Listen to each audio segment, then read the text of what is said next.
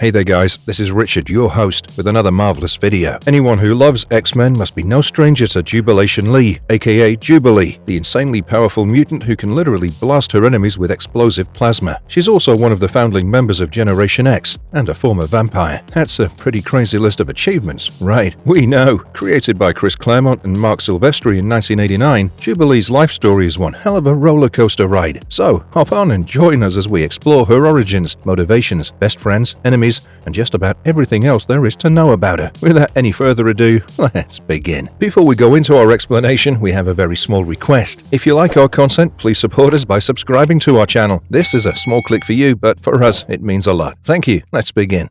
What did Jubilee's former life look like? Jubilee's parents were extremely wealthy immigrants, having moved from Hong Kong to Beverly Hills. She was always given the best of the best and was sent to an exclusive private school. While studying there, she discovered that she was an extremely talented gymnast and hoped to one day make it to the Olympics. Until then, Jubilee used her talents to participate in petty crimes and hang out around malls and shopping centers. But her luck didn't last and, soon enough, she was caught by mall security. She ran off to an alley, which turned out to be a dead end, and that's where her powers first manifested. She was afraid of being scolded by her parents and what would happen to her future if she was caught. In a fit of fear, Jubilee blasted the entire alley with firework-like energy, completely destroying it. The security guards were utterly shocked and disoriented, allowing her to make an escape. Jubilee was way too powerful for her age, so she couldn't hide her superpowers from her parents for too long and ultimately had to tell them. She also began learning how to control her powers, but could only do that to a certain extent. But this phase of her life was short-lived and came crashing down when a couple of thugs orchestrated her parents' murder. After their car accident, Jubilee was sent into foster care. But she wasn't happy there. She ran off to the one familiar place she knew, the mall, and made her home there. She managed to survive and earn some money by showing off her powers for some pennies, and of course with some petty theft too. Unfortunately for her, even this wasn't meant to last, and she'd soon be picked out by the mall security, who enlisted the help of the M Squad.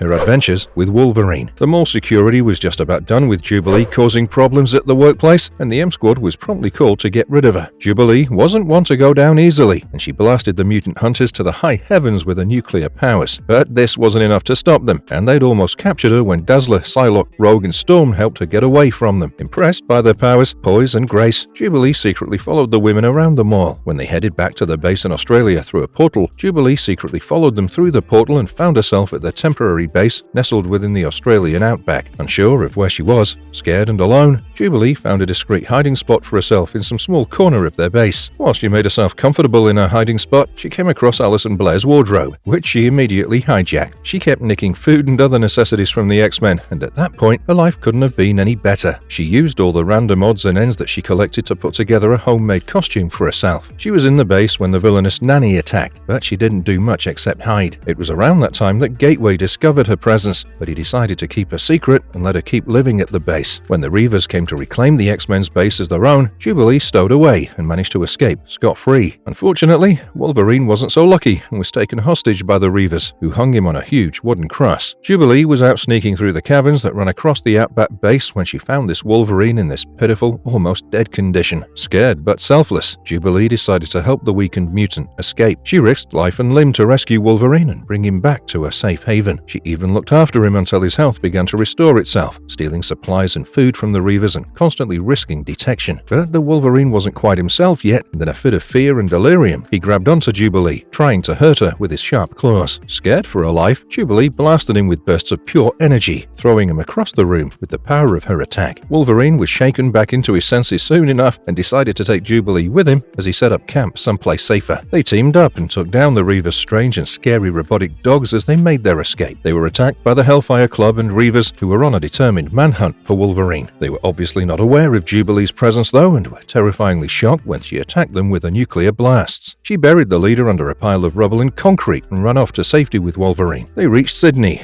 from where they set off on a boat to Madripoor. They stayed fairly undetected on the island of Madripoor, waiting for Wolverine's wounds to heal enough so that they could set off again. They then journeyed to Hong Kong, where they encountered Mandarin, who was under the thumb of the Hand. During their stay there, they were caught and interrogated by Lady Mandarin, the Hand's most trusted assassin. In a shocking revelation, they found out that this supposed Lady Mandarin is actually Psylocke, whose brain has been completely wiped and transferred into the body of the assassin. Lady Mandarin, in an oh-so-casual conversation with Jubilee, falsely revealed that Wolverine is dead, infuriating the powerful mutant. In a fit of rage and desperation, Jubilee unleashed a massive surge of power, completely obliterating the Mandarin stronghold. But the damage she'd done was too much of a burden for her to bear, and she soon became terrified of using her powers, fearing that she'd end up hurting or destroying the people she loved. But luckily for her, the blast shocked Psylocke away, shaking her out of her brainwashed stupor. She soon joined Wolverine and Jubilee, who got back on track with her as their new companion.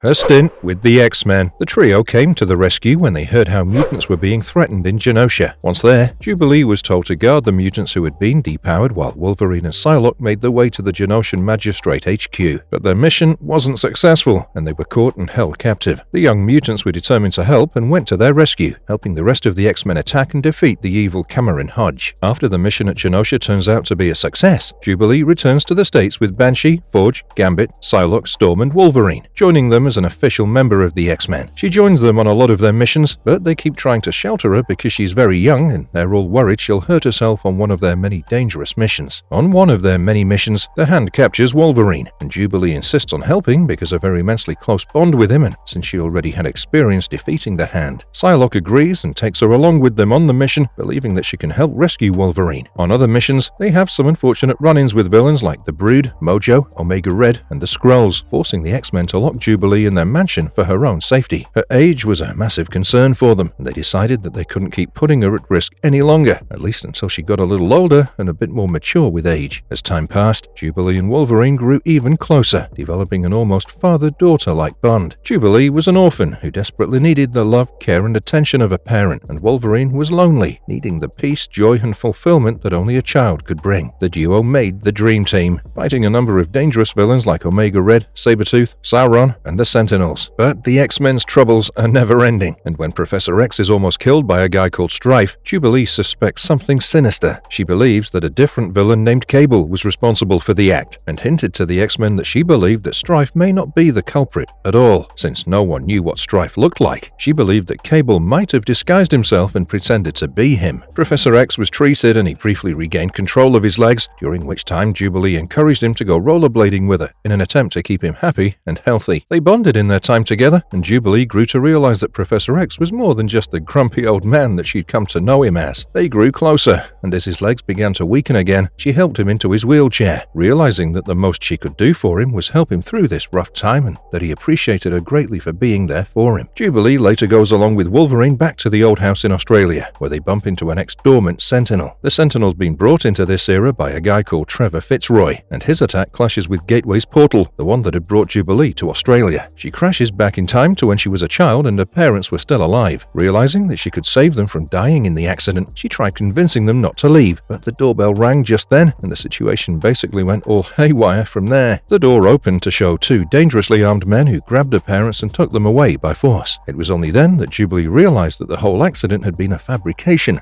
and that her parents had actually been murdered by a bunch of thugs. In a fit of anger, Jubilee swore that she'd avenge their deaths. As soon as she returned to present times, she tracked the goons down and beat them up. Once the murderers were helpless and at her mercy, she realized that she didn't have it in her to kill them and ultimately let them go. Logan was pleased with her actions, proving that she had a heart of gold. During her stay at the X-Men's mansion, she grows closer to Illyana Rasputin, Colossus's younger sister, who's sick with the legacy virus. Jubilee spends all her time tending to her at her bedside. The arrival of Kitty Pryde causes a lot of friction between her and the newest member of the X-Men. She's envious of Kitty for being Wolverine's very first sidekick, but they're able to eventually put aside their differences and become good friends. Illyana passes away despite them trying their hardest to help her recover. Jubilee is heartbroken, probably even more so than Colossus, and doesn't take her death well. A few weeks later, when Magneto removed all the adamantium from Wolverine's skeleton, Wolverine decided to leave the X-Men, believing that he no longer deserved to be a part of the team and fearing that he may become a liability to them. He knew his actions would affect Jubilee deeply, especially since she was already dealing with the loss of Illyana. He wrote her a touching letter bidding her farewell and left his favorite cowboy hat for her as a keepsake. When Sabretooth is held captive in the mansion, Jubilee is terrified of him and fears the worst. She has recurring nightmares that show him killing all of the X-Men one by one, letting her watch them suffer and die, and saving her for last. She wanted to get rid of these unfounded fears, so she began taking food to him. But this didn't really work, as the malicious Sabretooth taunted the scared young girl to no end, making her fears grow even worse. Her fears finally come true one night when the security system in the mansion malfunctions, and Sabretooth Sabretooth is set free. He goes around tearing through all the X-Men at the mansion, causing utter chaos and confusion. He's ultimately stopped by Jubilee herself, who puts an end to his reign of terror with a simple neutralizer gun. With everything that's happening in the background, no one except Banshee notices Jubilee's issues when it comes to coping with Wolverine's absence in the mansion and everything that's been going on since he left. With the arrival of the Phalanx, Jubilee is forced to team up with Banshee, the feared Sabretooth, and the White Queen to defeat them and escape. The odd group gathers all the young mutants, takes them in as future allies, and manages to defeat the Phalanx with their help.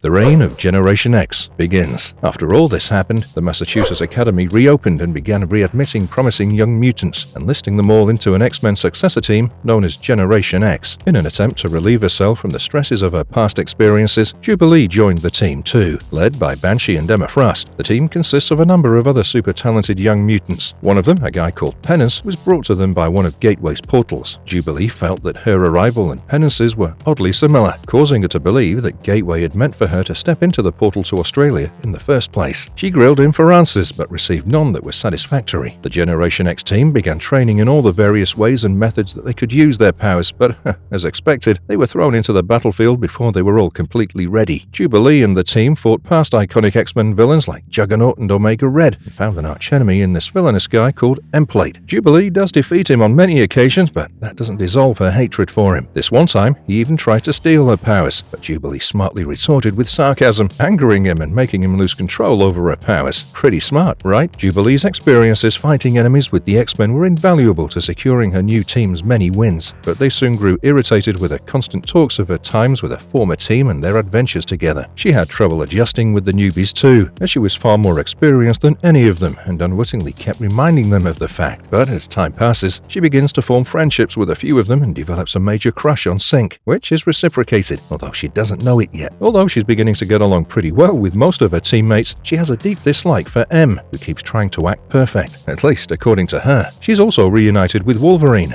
who's become a lot more feral since he lost his adamantium. She's shocked and horrified at this and decides that she can never leave him alone again. Logan requests her to go back to Massachusetts Academy to secure a future for herself and help keep the world safe, praising her for her massive transformation and reminding her of how proud and impressed he is that she's learning to take control of her powers and using them for the good of others. She ends up listening to him but makes him promise to visit her by giving lectures at the academy. A while after all this happens, Black Tom Cassidy attacks the Massachusetts Academy, and while Jubilee is wounded and unconscious, she's captured by Bastion. He locks her in a cell and holds her captive there. When she wakes up, she's horrified and scared, prompting her powers to flare and blast completely out of control. This helps her escape, because she ends up injuring a bunch of the guards without meaning to. As she sets off to escape, she sees that one of the guards is very seriously injured and almost on the brink of death. She helps him out by giving him CPR, saving his life. But this act of kindness comes at a heavy price because it buys time for Bastion to find and recapture her. He takes her back to her cell and uses a strange machine to interrogate her, showing her horrifying illusions of the X-Men in trouble. He wants information on the X-Men security systems and is confident that these illusions will force Jubilee to blurt them out to him. And this almost works until he shows her a scene where Wolverine is begging for mercy. Jubilee is immediately snapped out of the illusion, knowing that Wolverine wasn't one to beg, and realizing that she was being misled. She begins to fight against the mental torture, angering Bastion and forcing his mental state to weaken. This lets the machine get into his head and shows his own memories instead of hers, cementing her victory. When Bastion manages to escape the X-Men a while later, Jubilee frees them, all while they're completely unaware of the fact that she's being held captive alongside them. Bastion beats her up mercilessly for helping them escape, but her joy at her success knows no bounds. She's set free with the help of Daria, a young female Prime Sentinel who works for Bastion. After she's set free, she wanders the desert, clueless about where to go and what to do. She's attacked by a Sentinel there, but Wolverine sniffs out her scent and tracks her down, getting there just in time to save her. He takes her back to the X-Men, where she's taken care of until she's well enough to get back to Generation X. Delighted at finally being reunited with her old team, she gets back to work immediately and helps them blow up a Sentinel plant. When she finally gets back to Generation X, she's told that a lot of them have been subjected to Sentinel attacks while she was being held captive. While she was away, M grew close to Sync, enraging Jubilee and making her dislike the girl even more. In a shocking turn of events, Massachusetts Academy begins running out of money, and Emma goes to her sister, Adrienne Frost, for help. Adrienne decides that they can make more money by accepting more students and opening the academy to human applicants. This forces the mutants to hide their true selves, making them feel like captives in their own home. It's around this time that Jubilee encounters Paladin, a mercenary who needs Generation X's help to retrieve his coveted samurai sword. The villainous Rising Suns have stolen it, and he desperately wants it back. He also asks Jubilee out on a date, much to her joy. When they realize that Adrienne Frost is up to no good, she turns on them and shows them her true intentions, trapping them in a nightmarish illusion where they're embroiled in a battle. During this fight, Jubilee saves Emma from a bunch of attacking Sentinels, earning her respect. While looking at old photos of her parents and reminiscing, Jubilee notices Hunter Braun in one of the pictures, and her suspicions are immediately raised. She talks to one of her dad's ex-employees and learns that Hunter had been caught laundering money through her father's bank. When her dad discovered his misdeeds, he threatened to take legal action, which is why Braun had orchestrated their death through the car accident to silence them. Jubilee's anger knows no bounds, and she sets off on a solo mission to exact revenge. The other Generation X mutants step in to help, stopping Braun from getting rid of all the witnesses of his criminal activities. Jubilee focuses and puts all her training and gymnastic experience to use to get to Braun. When she finally comes face to face with her parents' murderer, her anger causes her powers to spike and surge massively. She almost kills him in a fit of rage, but knowing that she'll never take a human life, regardless of his misdeeds and crimes, she holds herself back and allows the law to do its work. Braun is arrested by the authorities and incarcerated for his crimes. When Adrienne Frost returns to the Massachusetts Academy to stir up some more trouble, the mutant and human students get embroiled in a vicious war. Jubilee's mutant identity gets exposed, and her room, along with all her belongings and the last reminders of her parents, gets burnt to ashes. The school is brutally bombed, and Sync gets killed in the ensuing explosion. This ends Jubilee's conflict with Em, and they help each other get through their shared grief. To put an end to the conflict once and for all, Emma closes the Academy off from the humans, returning it to its original mutant-safe state. The rest of the members of Generation X work together to help the other kids in need. In one of their final missions, the members of Generation X investigate the disappearance of children who have been labeled as troubled. They discover that a man named Johnston Coffin was responsible for the disappearances and that he owns a facility that he calls a House of Correction. In this strange and unethical facility, he cruelly punishes children for the smallest of misdeeds, breaks them down and turns them into cruel cyborg warriors, enforcing his agenda upon them. Acting as the leader of Generation X, Jubilee breaks into the House of Correction and attacks Coffin's guards, defeating and destroying the cursed cyborg warriors. The team takes Coffin down, and the relieved parents of the abducted children are reunited with them. Soon after this incident takes place, the Academy closes down and Generation X is forced to disband.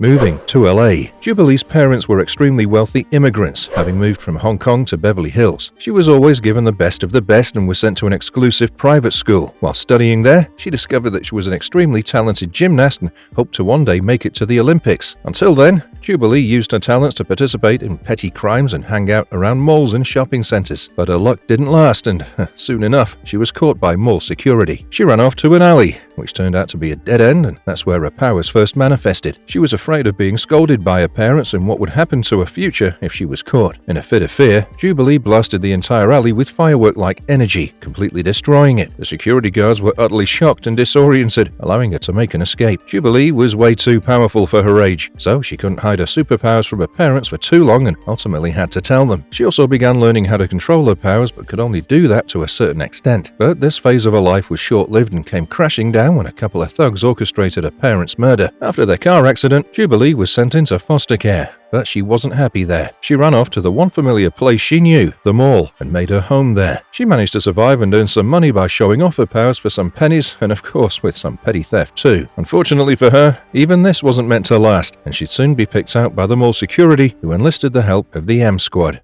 Reunited with the X-Men. Jubilee goes off the radar until the Church of Humanity makes a display of her and a bunch of other mutants on the X-Men's front lawn. Angel donates some of her healing blood to Jubilee, helping her get out of the situation alive. She stays at the X-Men's mansion to recover and heal mentally and physically. At that point, Jubilee reveals that Angelo had been romantically involved with her just a little while before he died. He tried to ask her out, but she hadn't been able to agree for whatever reason, and she deeply regretted her decision now. Jubilee then attended his funeral, but the ceremony was rudely disrupted by the cemetery owner, who put his foot down and absolutely refused to bury the mutant next to humans. This angered Jubilee to no end, so she decided to cremate Skin and keep the ashes safe with her as a reminder of their everlasting love for each other. Jubilee then rejoined the X-Men for a short while, helping them in a bunch of missions, including the rescue of Nightcrawler. By that point, Jubilee had also developed a very rebellious attitude towards authority due to the traumatic experiences in the past and all the losses she'd faced. She began openly disobeying orders and started sneaking out regularly to go to malls and cause trouble. On one such night, she gets into a violent encounter with more security, during which she unleashes her powers onto them, causing serious injury. In a fit of fury, the X-Men placed her under house arrest to correct her erratic behavior and as punishment for her outburst at the mall.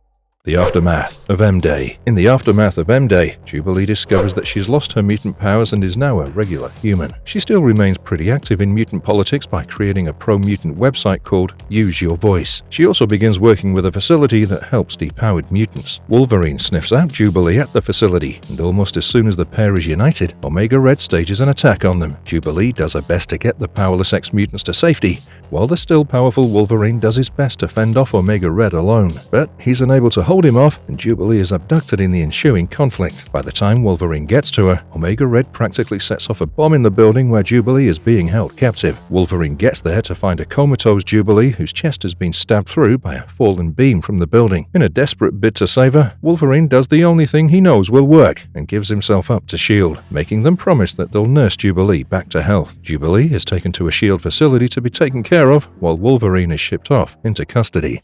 Life as a depowered mutant. Jubilee soon moves to San Francisco, where she's able to get in touch with a few ex-students who tell her about this mutant haven called Utopia. She wishes to go there, but is doubtful whether she'll be accepted as an equal by her other still powerful mutant colleagues. Almost all of the younger X-Men accept her, even in her depowered form, warming her heart. She's shocked to see how a few of the mutants are actually jealous of her, wishing to lead a regular human life instead of a chaotic mutant one. After brooding on the matter for a while, Jubilee ultimately decides to make her way to Utopia, wishing that Wolverine was there with her too and expressing the same sentiment to him in a heartfelt letter. Jubilee does call on him later when she needs help tracking down a murderer who's been targeting depowered mutants in particular. He targets Jubilee too, but she's able to fight him off and defeat him. She's not able to capture him though, and deeply looks down on herself for not being able to do so. After agreeing to help her, Wolverine brings X-23 with him as his sidekick, but that doesn't go over too smoothly, as X-23 is extremely possessive over him and is blazingly jealous of the father-daughter bond he shares with Jubilee. Regardless of her attitude, they manage to protect the depowered mutants, and once their mission is complete, Logan shares a brief intimate moment with Jubilee where they talk about their past and what they feel for each other. This marks the last moment of peace and quiet that they share with each other.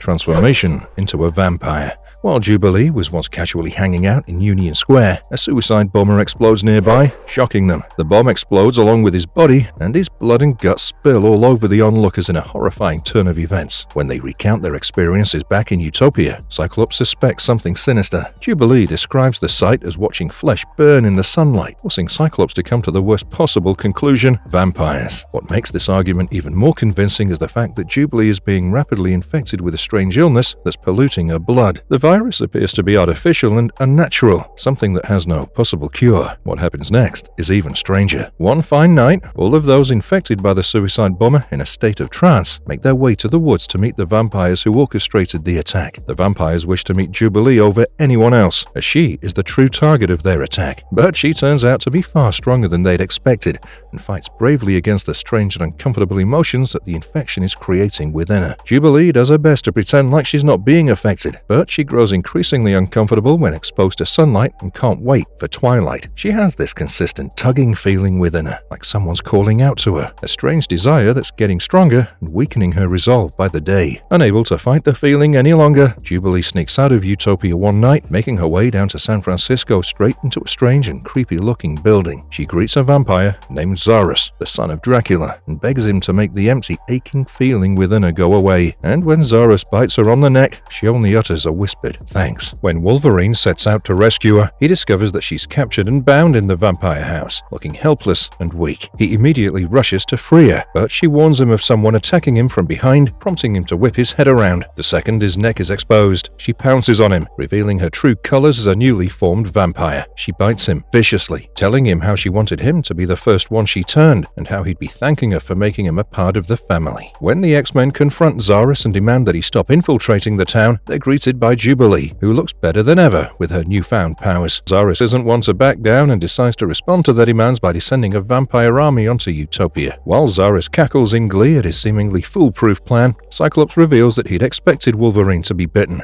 so he'd injected him with tiny nanobots that disabled his healing factor and allowed him to turn into a vampire. He used the nanobots to restart Logan's healing powers, turning him back to his true mutant form. Zaris watches in utter horror as his entire army is destroyed in a matter of minutes. His loss makes him act berserk, while Jubilee watches on in complete shock. The X-Men resurrect Dracula in the meantime, hoping he can help them secure a win over Zaris. Dracula storms into the vampire house, announcing that he's willing to pardon all of them for their misdeeds, except Zaris, that is. Zaris had already murdered his dad once, so he was convinced that he could pull it off again. He attacked his father with a sword and locked him in intense combat. The X-Men used this opportunity to strike against the vampires, using Wolverine's knowledge of their base to map out a plan. Dracula ultimately defeats Zaris, ripping his head out and killing him. Jubilee is shocked as she sees Zaris' head roll to the floor and attacks Dracula in retaliation. By the time the X-Men get there, Dracula has ended his tussle with Zaris and is easily tricked into letting them leave with Jubilee. When they get back to Utopia, they imprison Jubilee in a high-security prison cell and begin brainstorming on how they can cure her. Despite the others' apprehension at whether she can ever be fully healed, Cyclops believes that the real Jubilee is still in there somewhere and that she deserves a fighting chance at survival. Jubilees New Life begins. Slowly but surely, Jubilee's vampirish urges are treated using the healing properties of Wolverine's blood. This way, she can fit in with the rest of the mutant community living in Utopia without feeling a constant urge to bite them and suck on their blood. Other than that, her superpowered abilities like agility, speed, and strength are still active. In one instance, Jubilee's gym session is rudely interrupted by a mutant who believes that she's a threat to their society and that they must get rid of her immediately. The fight gets nasty, and Wolverine is forced to step in. He demands that his daughter be left alone, and Jubilee is promptly sent to Emma Frost's office once the fight ends so that disciplinary action can be taken against her for getting involved in a brawl in the first place. Once there, Emma sternly informs Jubilee that while she's not a huge fan of keeping her around, especially considering her current predicament, there are many mutants who care for her deeply and who want her to stick around. Jubilee remarks that she felt like she didn't fit in Utopia, and it felt like everyone around her was constantly scared of her. She's constantly dizzy and drowsy, and always afraid to open her mouth in case she ends up biting someone. She hates having to depend on Wolverine's blood, even for the most basic activities, and feels completely dependent and tied down. When she steps out to get a small spot of sunlight, she's only able to tolerate the sun's rays thanks to Logan's healing blood that was running through her veins. Irritated with the constant attention and stolen glances that she's been subjected to, Jubilee's patience reaches its limit when she participates in a play fight and is unable to stop herself from almost crushing her opponent under a large rock. Although the fight doesn't last long, it sours her image among the mutant community even further. Shaken up and disgusted at her actions, Jubilee feels like running away and heads off to a seedy pub in San Francisco, where she reminisces about the good old days, back when she was still a mutant who worked together with the X-Men. A sinister vampire there catches her off guard and lures her into following her back instead of heading home to Utopia. When Wolverine sets off to find her, he discovers that she's been held captive within a shipping container by the sea with a mountain of dead bodies around her. She's constantly pleading her innocence and sounds breathless and delirious. Wolverine tries shaking some sense into her and rips off the charm that the insidious vampire has placed on her neck. He then injects a tranquilizer into her bloodstream to calm her down and takes her back home with him. When Jubilee comes back to her senses again, she discovers that Logan has taken her to some town in North Siberia and that he's protecting her from the heat and rays of the sunlight. He admits that he's still unable to trust her but knows that she's a good person at heart. He hands her a backpack full of clothes and takes her with him to the middle of nowhere, leading her to fight him and showcase just how powerful her vampiric abilities are. Jubilee straight up refuses at first, but after he keeps punching and kicking her, she can't hold back any longer and retorts viciously. Logan bares his claws at her, hoping to threaten her even further, but this angers her even further and she destroys his motorbike in retaliation. She races ahead of him using her vampiric super speed, leaving him to lag behind in the harsh weather. When they reach the hotel, both of them have calmed down significantly and go back to being as they were before. Logan tells Jubilee a few humorous incidents and strange secrets that the X-Men kept well hidden, and Jubilee practically brags about just how powerful she's now become. Just when the two are discussing the situation that Wolverine dragged Jubilee out of, they're interrupted by the hotel owners, who are panicking and desperate. They announce that the entire town is being slaughtered by the sudden arrival of zombies and beg Jubilee and Logan to look into the matter. Jubilee decides to investigate a random abandoned warehouse and is suddenly attacked by an onslaught of zombies, whom she manages to destroy using only her bare hands, tearing them apart in a fit of rage and disgust. The fight ends with Jubilee standing over a pile of lifeless zombie bodies. Wolverine Wolverine carefully steps in and checks up on Jubilee, asking her if she's doing okay. When they go back to the hotel, he's suddenly awoken by the presence of the sinister lady who had abducted Jubilee, framed her, and demanded that she give him some answers. Logan chases her around the hotel and finally corners her, demanding answers. Before he could react, the woman teleported Jubilee in a strange direction where gravity worked differently, which made Wolverine follow her into an underground mining shaft somewhere in Chernobyl. He met her with her boss there and noticed that the man had a rather large collection of rare valuables. He also realized he'd have to get through that guy if he ever hoped to rescue Jubilee. He's faced with a zombie representative who acts as a spokesperson for the big guy, and on slicing his head off, he discovers a box chock full of medallions inside. He hears Jubilee's voice when he opens that box, and shockingly enough, she can hear his voice too. In the parallel dimension, Jubilee keeps falling for what seems like an eternity until she lands at her destination. After looking around a little, Jubes realizes that she's in some sort of alternate reality or dimension where rare and highly coveted treasures, like pyramids and spaceships, seem to be super commonplace. She takes a quick tour of the land using her super speed and agility and bumps into a strange man who claims to be the ruler of the domain. The man turns into a dragon and attacks her, trying his best to kill her. Luckily for her, Wolverine arrives just in time to help her defend herself and engages in battle with the beast too. Jubilee tries to throw the dragon off by dropping a train onto him, but in her excitement at her almost victory, she gets caught in the ferocious breath. Wolverine continues fighting with the beast as Jubilee takes on a new misty form before fully solidifying back into her original shape. She then takes hold of a metal pipe and runs it clean through his skull, swiftly ending the fight. Ending his life somehow allows the X-Men to return back home safely and in one piece. Once they're back, Logan staunchly takes Jubilee's side, arguing that she's super powerful and quite capable of controlling her powers and her urges, and would add tremendous value to the team. On the flip side, Emma wants to test the true extent of the girl's newfound powers. Settling into her new life. During her birthday, the X-Men surprise Jubilee by orchestrating a secret party for her, but Jubilee is unimpressed and storms out of the place, ignoring their attempts at making her feel like she's a part of the team again. When Professor X follows her outside, she frustratedly tells him how every time anyone tries to make her feel even remotely normal, she can't help but feel like they're lying to her, and the most it does is remind her that she's not a regular mutant like the rest of them. He reminds her that by society's standards, no one on the island can be considered normal, and he hopes he can offer her a different perspective on the matter. He goes on to tell her a story about this vampire whom he'd met back when he was younger. He affirms that yes, although Jubilee is a vampire and not like the other mutants, she's not like Zarus and Dracula either, because she possesses a conscience and a heart of gold, and that her friends still see and value her for herself and not the change in her identity. Jubilee tells him that although she's been told this before, convincing herself of the fact is not at all easy, especially because she doesn't even know where to begin. By this point, Jubilee is officially a young adult, and when she discovers a tiny abandoned boy in Budapest, her motherly instincts kick in, and she's compelled to take him home with her. Naming the boy Shogo, she takes him to the Jean Grey School, where she reunites with her X-Men teammates. She later also acts as a field leader for the team. A while later, she was informed that her adoption papers had been finally approved and that she could legally call herself Shogo's mother now. Her joy knew no bounds when she was greeted with this information.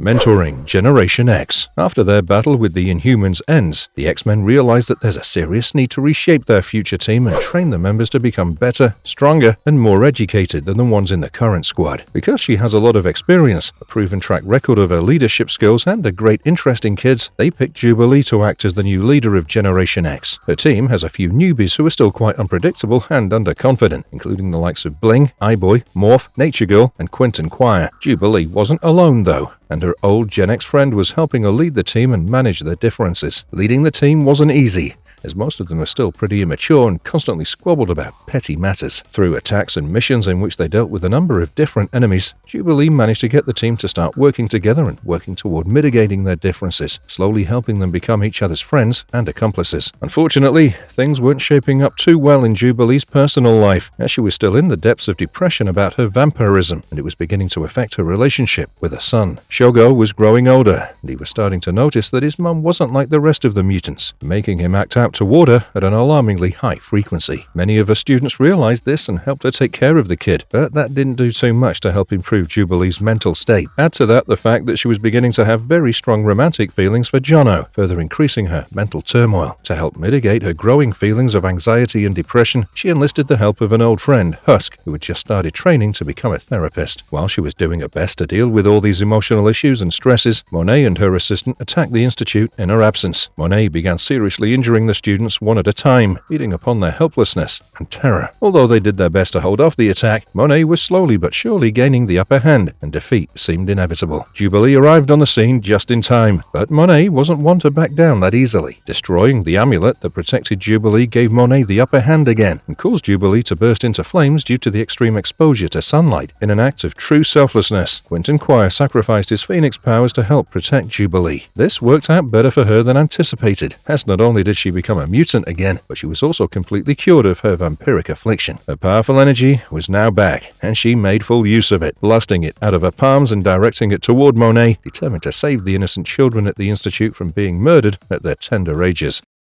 Final stint in Krakoa. Jubilee was later seen at a party that celebrated the creation of the independent mutant nation of Krakoa. While there, she was also reunited with Shogo, who had been raised by a few of the members of the new Generation X. A short while later, she asked her ex-teammates from Gen X to join her at an escape room for a birthday, which led to a hilarious encounter with the staff who realized that the group was filled with mutants. Much to their horror, she was one of the mutants who died at the Hellfire Gala when Nimrod and Orcus crashed it, but was later resurrected in the White Hot Room by none other than Ascani.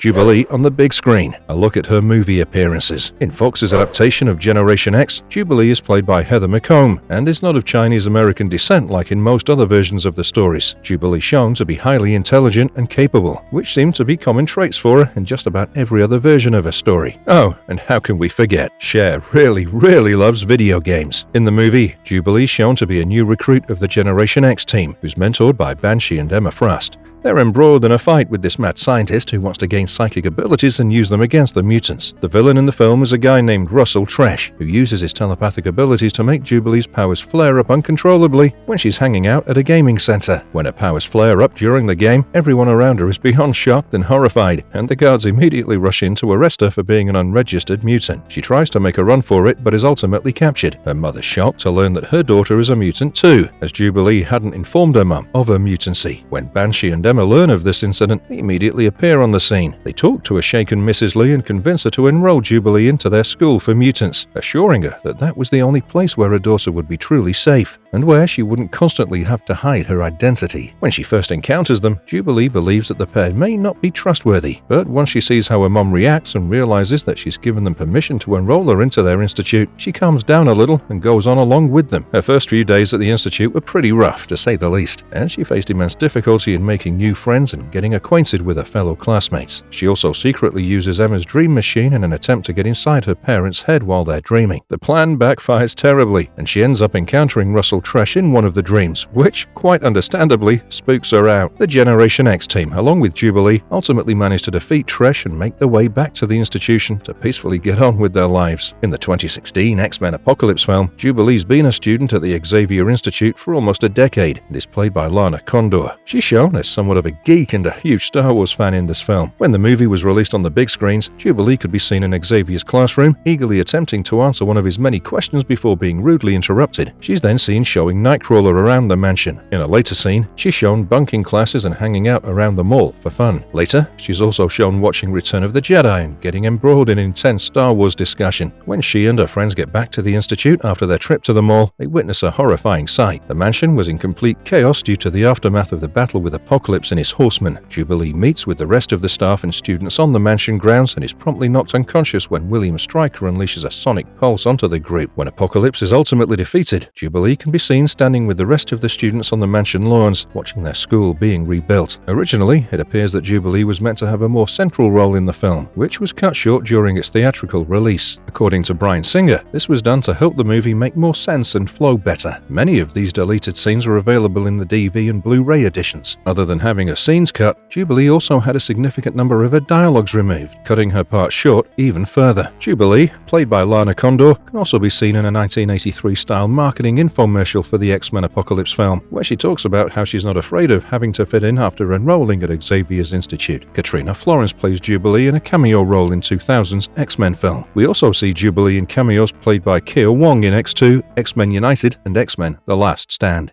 Animated Adventures: Jubilee's journey across television screens. In the X-Men animated series from 1992, Jubilee was one of the main characters and could be seen in almost every episode of every season of the show. She was voiced by Allison Court. She's shown to have a fond father-daughter bond with Wolverine and has a deep attachment to him, even in the show. Her powers are shown in the show as colorful blasts of light and power rather than the bursts of plasma shown in the comic version. She's shown to have short, tomboyish hair that grows out by the 5th season, at which point she starts looking more like her comic book self. In 2000's X-Men Evolution, Jubilee makes an appearance as a new mutant. She's voiced by Kiara Zani. In this show's universe, Jubilee's parents don't die in a car accident and are still very much alive. But just like the original rendition of the character, this version of Jubilee is also seen wearing a yellow jacket whenever she's not wearing the uniform. She's usually seen hanging out with the other new mutants and pranking people or riding around town. In one of their more reckless pranks, they borrow the X-Jet for a joyride, which almost causes a catastrophe. Jubilee also makes cameos in 1994's Spider-Man the Animated Series and 2012's Ultimate Spider-Man. She seems to have friendly relations with Spider-Man and gets along with him pretty well. She also helps Spider-Man defeat his enemies on a few occasions.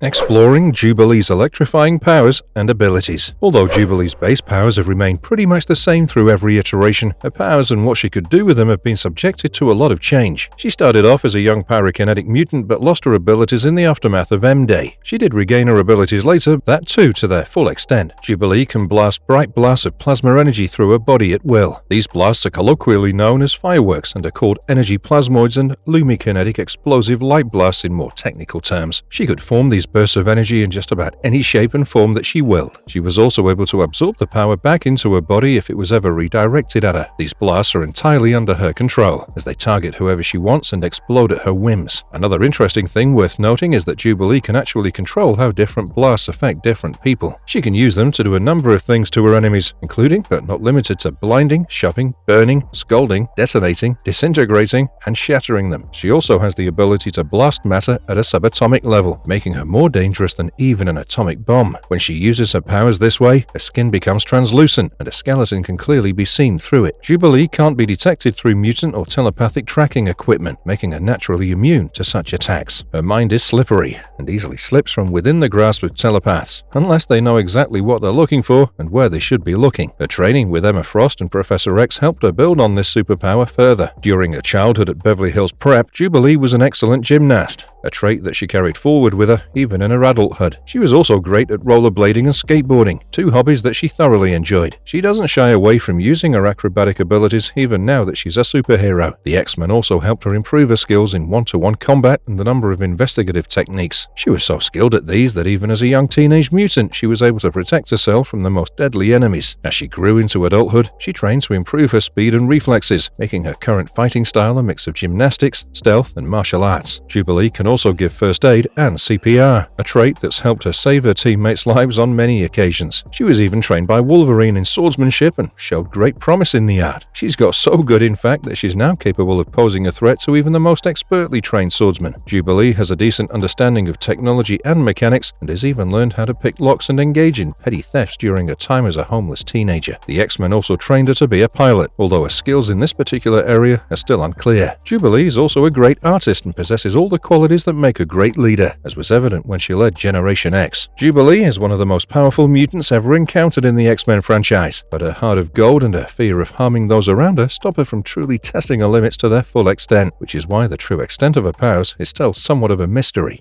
Marvelous verdict. And that's a wrap for today's video, folks. We hope you enjoyed this deep dive into the life of one of X-Men's most enigmatic and powerful mutants. Despite her sad history and past full of struggles, Jubilee managed to stay strong and retained her conscience and love for the people around her. She didn't let her circumstances dictate her choices and stayed loyal to the side of what was good instead of just taking the easy way out. Although she struggled with motherhood, losing her parents and her lover, and even almost losing Wolverine, her faith in herself never wavered, which is exactly why she was able to act as such a competent leader to the new Generation X. If you know any fun facts about Jubilee that we may have missed, feel free to let us know. Stay tuned for more Mutant and Marvel deep dives. We hope to see you in our next video. And if you liked our content, don't forget to leave a like and subscribe to us if you haven't already. Have a good one and be safe. Thanks, everyone.